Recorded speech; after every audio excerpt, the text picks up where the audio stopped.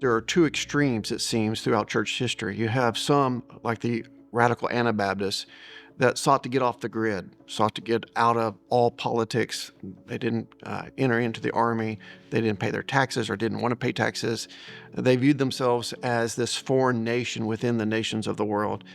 And so they led them to be kind of exclusive.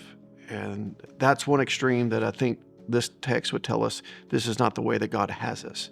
You know, the ship is sinking, but it's not sinking so fast that we can do some good in this world. The world is coming to an end. The nations of this world will be destroyed. But at the same time, it's not necessarily promised in this generation. We have many more generations potentially to come, and we're to live not of this world, but we're in this world, and the Lord has called us as sheep, and He's going to send us into this world. And I thought for a long time, why did the Lord not, once we're converted, once we're saved, and we're out of this world, we've been separated from this world, zap us into heaven immediately? I mean, okay, we're good, let's get to heaven. That would be glorious, to be glorified immediately, to not have to live in this dark and evil world that we live in.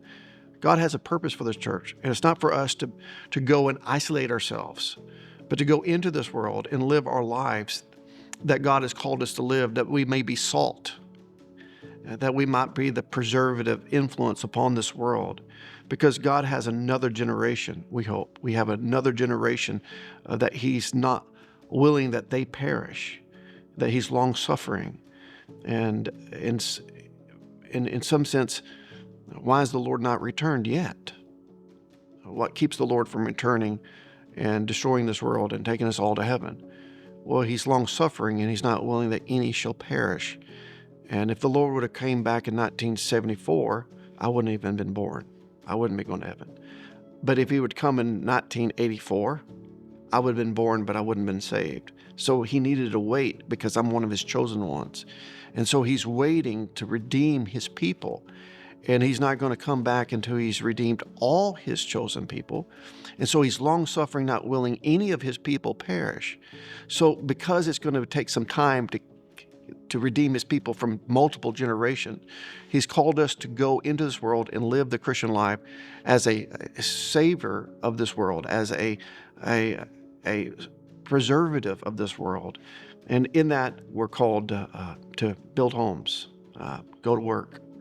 We're called to do our professions for the glory of God. We're called to be evangelists.